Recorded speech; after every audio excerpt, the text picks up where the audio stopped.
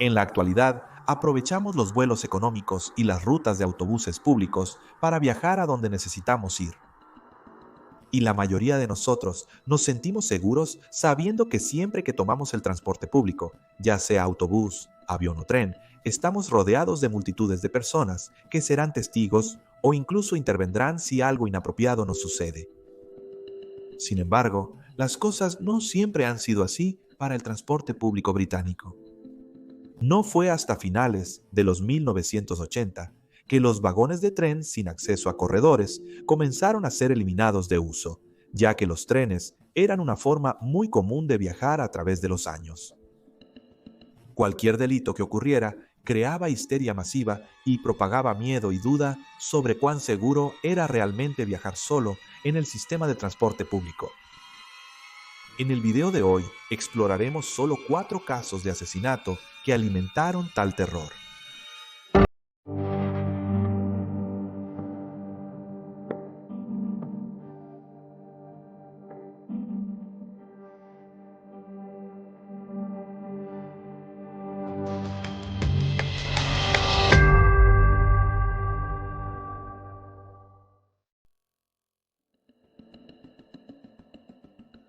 El jueves 11 de febrero de 1897 debería haber sido un día perfectamente ordinario para Elizabeth Annie Camp, la ama de llaves de 33 años. Elizabeth había ido a visitar a su hermana mayor en Hounslow ese día. Se quedó aproximadamente 2 horas e hizo algunas compras para su próxima boda antes de tomar el tren de las 7:42 de la tarde de regreso a Waterloo. El prometido de Elizabeth, Edward Berry, un frutero, estaba esperando su llegada al final de su viaje. Berry llegó temprano para el tren de las 8:25 de la noche, y mientras esperaba en el andén y los pasajeros comenzaban a bajar, buscaba a su prometida entre la multitud. Al no encontrarla, se cuestionó si se habían extraviado y si ella había ido a buscarlo. Antes de irse, Barry vio un alboroto a lo lejos. La policía escoltó por poco tiempo a un reducido grupo de empleados del ferrocarril. Curioso y ligeramente en pánico, Barry se acercó al grupo para preguntar qué había sucedido y le dijeron que un limpiador había visto las piernas de una mujer sobresaliendo de debajo de un asiento en un vagón de segunda clase. La mujer, muerta, estaba parcialmente oculta debajo del asiento. El cuerpo fue trasladado al Hospital St. Thomas, donde Edward Berry lo identificó como su futura esposa. Los médicos determinaron rápidamente la causa de muerte. El cuerpo de Elizabeth había sido golpeado repetidamente y el carruaje estaba lleno de sangre.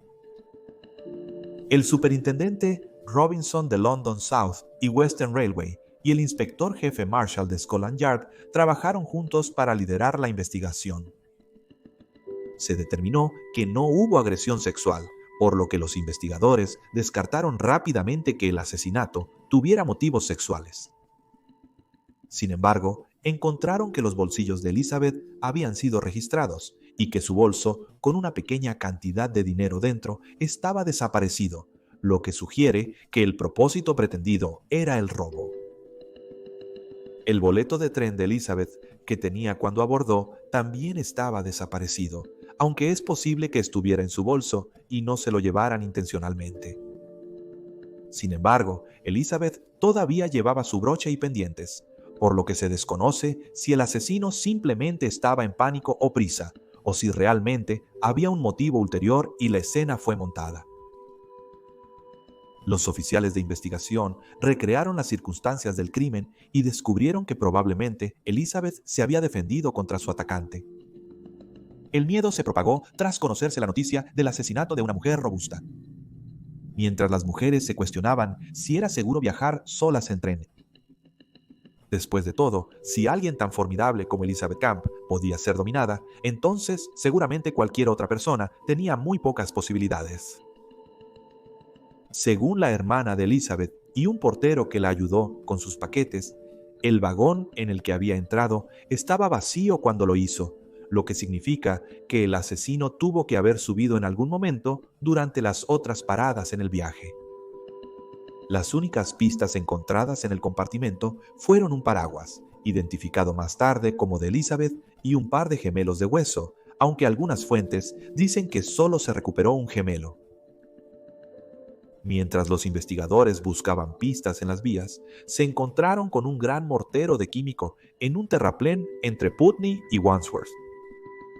El mortero tenía manchas de sangre y pelos pegados. Los médicos señalaron que esto pudo haber sido el arma del crimen. Debido a las limitadas capacidades de la ciencia forense, en 1897 no se pudieron levantar huellas dactilares ni rastros de ácido desoxirribonucleico del mortero.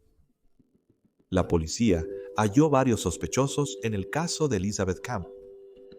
El propietario del pub donde trabajaba negó cualquier rumor de que ella lo hubiera rechazado y se investigó a un ex prometido, pero se encontró que tenía una coartada sólida. Se le dio mucha importancia al hecho de que Elizabeth prestaba dinero a amigos y familiares, y se investigó a su cuñado y se le pidió que explicara sus movimientos la noche en que fue asesinada. Sin embargo, la prueba más convincente vino de un pastelero que había sido pasajero en el tren. En Chiswick, el chef informó a la policía que un hombre huyó rápidamente de Wandsworth. Se le describió como de estatura media y de unos 30 años, con un bigote oscuro, sombrero de copa y un abrigo largo. 2 porteros en el tren también confirmaron haber visto a un hombre que se parecía a la descripción dada, pero nunca se le rastreó. En conclusión, la policía no logró vincular a los sospechosos con el arma del crimen o el tren. Una investigación duró 6 semanas y el jurado dictaminó asesinato intencional por personas desconocidas. 122 años después, el asesinato de Elizabeth Annie Camp sigue sin resolverse. Thomas Briggs nació el 31 de octubre de 1840. Franz Müller era un sastre alemán que ahora es famoso por llevar a cabo el primer asesinato en un tren británico. En 1864, la víctima de Müller fue Thomas Briggs, de 69 años, que trabajaba como banquero y dejó a una esposa e hija a su muerte. El 9 de julio de 1864, Briggs fue golpeado hasta quedar inconsciente y robado mientras viajaba en el tren de las 9:50 p.m. de la North London Railway, desde Fenchurch Street hasta Chalk Farm. A las 23:11, 2 empleados bancarios hallaron un charco de sangre en el vagón y alertaron al guardia del tren. 10 minutos después, un conductor de tren que iba en dirección opuesta vio un cuerpo en un terraplén junto a las vías, entre Holborn y la estación de Hackney Wick. Se descubrió que el cuerpo era de Thomas Briggs y que había sido arrojado del tren. Faltaban sus gafas de oro, su reloj de oro y una cadena de oro. Aún así, le quedaban 5 libras en el bolsillo. Aunque llevaron a Briggs a una casa pública, donde un médico lo atendió, murió en casa por sus heridas la noche siguiente. Sufrió varias laceraciones en la cabeza y una fractura de cráneo. Encontraron dentro de la cabina en la que había estado Briggs un bastón cubierto de sangre, lo que llevó a los investigadores a especular si este era el arma homicida o no, además de su bolso. La policía también encontró un sombrero negro de castor que inicialmente pensaron que era del víctima. Posteriormente, se determinó que pertenecía al asesino. El 18 de julio, un taxista llamado Matthews presentó sus sospechas sobre Franz Müller. Müller, previamente comprometido con la hija mayor de Matthew, recientemente llegó a su casa con una cadena de oro en una caja. Aunque él mismo enganchó la cadena a su reloj, notó que la caja fue vendida por un joyero en Cheapside y las autoridades fueron a investigar la tienda propiedad de John Death. Death confirmó que efectivamente había tenido a Franz Müller dentro de su tienda el 11 de julio. La policía obtuvo una foto de él a través de Matthews y que Müller cambió una cadena de oro por una barata y un anillo. Matthews también confirmó que el sombrero de castor pertenecía a Müller, afirmando que él fue quien realmente lo compró para él. La policía emitió una orden de arresto y luego fue a la casa de Müller, donde su casera nuevamente confirmó que el sombrero pertenecía a Müller. También le dijo a las autoridades que se había ido el 14 de julio y que no actuó de manera sospechosa cuando llegó a casa la noche del 9º. No había sangre en su ropa cuando ella la lavó, afirmó. Los investigadores descubrieron que Mueller había abordado un barco hacia Nueva York y ellos prontamente hicieron lo mismo el 20 de julio en su búsqueda. Su barco llegó 3 semanas antes que el de Mueller y cuando él llegó el 25 de agosto fue arrestado. El reloj de oro y el sombrero de Briggs fueron encontrados en él. Parece que había alterado este último en un intento endeble de disfrazarse. Mueller fue extraditado y juzgado en el Reino Unido. Mantuvo su inocencia durante todo el proceso, alegando que estaba en otro lugar durante el asesinato, incluyendo en un burdel. Varios testigos fueron presentados por la defensa y se afirmó que Mueller había obtenido el reloj de un hombre en los muelles. El jurado no lo creyó y solo tardó 15 minutos en declararlo culpable de asesinato el 29 de octubre. Mueller fue ahorcado públicamente fuera de la prisión de Newgate, en Londres, el 14 de noviembre. Una multitud de 50.000 presenció el evento. Según informes, antes de ser ahorcado, le dijo a un pastor de habla alemana: «Lo hice», cuando le preguntaron si era responsable. La ejecución de Mueller fue una de las últimas realizadas públicamente en Inglaterra. Aunque el asesinato de Briggs fue sin duda horrible e innecesario, proporcionó más soluciones para mantener a los pasajeros seguros en sus viajes en tren. Como resultado de la muerte, se implementó el cordón de comunicación en todos los trenes y se crearon vagones con corredores. Yvonne Laker.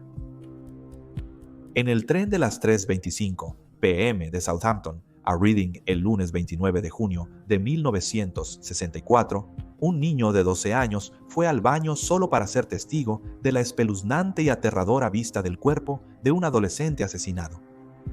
Aterrorizado, el niño corrió gritando y avisó a un pasajero que jaló el cordón de comunicación cuando el tren salía de Basingstoke. Yvonne Laker, de 15 años, volvía a la escuela internado tras abordar en Southampton. Su padre era un militar de la Real Fuerza Aérea estacionado en Singapur. Yvonne había estado alojada con sus abuelos durante el fin de semana. Ellos identificaron formalmente su cuerpo. El jodel azul de Yvonne se encontró en medio del tren y sus zapatos y barret fueron hallados al día siguiente a lo largo de la vía, a 10 millas al sur de Basingstoke. La adolescente no había sido agredida sexualmente, pero había sido brutalmente golpeada en la parte posterior de la cabeza con una botella de vidrio y le habían cortado la garganta con sus restos rotos. Fragmentos de vidrio y mucha sangre manchaban la escena del crimen. Los investigadores sospechaban que Yvonne había sido asesinada poco después de la parada en Winchester, una de las 7 del viaje. En ese instante, el tren estaba casi desierto. La única evidencia hallada en el caso de Yvonne Laker fue la bolsa de papel marrón con base reforzada, parecida a la que usaría un vendedor de vinos. Dentro había un envoltorio de pan a prueba de grasa, así como 4 galletas y una lata, fabricada por Marks & Spencers. A pesar de los intentos de la policía por identificar al dueño, nadie se presentó nunca para reclamar la bolsa, por lo que se sospecha que pertenece al asesino. Durante la investigación, 40 de los 60 pasajeros se presentaron de inmediato y fueron posteriormente exonerados. El único sospechoso en la muerte de Yvonne era un padre casado de 27 años, con 3 hijos, que había sido arrestado por cargos de conducción y había mencionado estar en el tren en el momento del asesinato. Se encontró vidrio verde que coincidía con el del lugar del crimen en los bolsillos del hombre no identificado, pero él afirmó no saber cómo llegó allí. Al explicar sus movimientos del día, el hombre dijo que había ido a la bolsa de trabajo de Basingstoke y luego a un pub en Church Street. Después se equivocó de tren al intentar ir a una oficina de reclutamiento de los Royal Marines en Winchester, pero tomó el servicio hacia Reading en su lugar. el hombre fue llevado a juicio el 23 de noviembre de 1964, donde un reportero dijo que el acusado se había metido en el mismo compartimento que Yvonne. El acusado mantuvo que otro hombre cometió el delito, describiéndolo como de 30 años, 5'9", vistiendo una chaqueta deportiva, camisa blanca y corbata. Según el acusado, vio a un hombre sosteniendo a Yvonne con un brazo alrededor de su hombro. Pregunté qué pasaba y él dijo que ella está enferma, afirmó el acusado. Luego agregó que no volvió a ver a la pareja juntos después de eso, pero sí vio al hombre salir solo del baño. Y cuando el acusado preguntó si podía hacer algo, el hombre le dijo que se ocupara de sus propios asuntos. Una serie de testigos confirmaron haber visto a un hombre actuando sospechosamente cerca de la pista antes de que se escapara, y uno incluso afirmó que el hombre en juicio no era el mismo hombre que había visto. Más de 6 horas después, un jurado absolvió al acusado del asesinato. Sin embargo, supuestamente había incendiado 4 graneros en North Hampshire y prendió fuego a los muebles de una casa en Basingstoke. Y más tarde fue encarcelado durante 18 meses en relación con un granero y los muebles. Nunca se identificaron otros sospechosos y se desconoce lo que realmente sucedió el día que asesinaron a Yvonne Laker. Su caso sigue sin resolverse. Condesa Teresa Lubajanska, una activista social, luchadora de la resistencia y superviviente de 2 campos de concentración nazis, la condesa Teresa Lubianska no era ajena al lado más macabro de la vida. Nacida en abril de 1884, era miembro de una noble familia en el sureste de Polonia y de adulta se casó con un conde de un clan una vez poderoso, donde vivió con él en su finca hasta el levantamiento bolchevique de 1918, que vio cómo se confiscaba la finca de la familia y su marido era apuñalado hasta la muerte. Teresa huyó con su hijo a Varsovia, donde él se unió al ejército y murió en 1939 cuando los nazis invadieron Polonia. Teresa se unió a la resistencia desafiante y luego fue capturada con prisioneros fugitivos en su hogar. En consecuencia, fue enviada a Auschwitz y luego trasladada al campo de concentración de Ravensbrück. Después de ser liberada, Teresa huyó al Reino Unido, donde abogó por los prisioneros de guerra, buscando compensación para ellos. Al morir en 1957, tenía 73 años y residía en un apartamento en Kensington. Antes del ataque que llevó a su muerte el 24 de mayo de 1957, Teresa le dijo a sus amigos que había ido a la policía para decirles que se sentía amenazada y que su vida podría estar en riesgo. Pero los detalles adicionales de por qué se sentía amenazada o quién la amenazaba siguen siendo desconocidos. La noche de su asesinato, Teresa estaba en camino a casa después de cenar con amigos en Elling. Un empleado de la estación subterránea de Gloucester Road oyó pasos en las escaleras de emergencia cerca de las 10:20 Post Meridian. Este no era un sonido inusual, pues quienes querían evadir el pago de boletos frecuentemente intentaban colarse por las escaleras. Poco después de escuchar pasos, una mujer gritó: ¡Bandido! Alarmado, el empleado fue a investigar. Encontró a una mujer alta de cabello blanco, caminando despacio hacia el ascensor.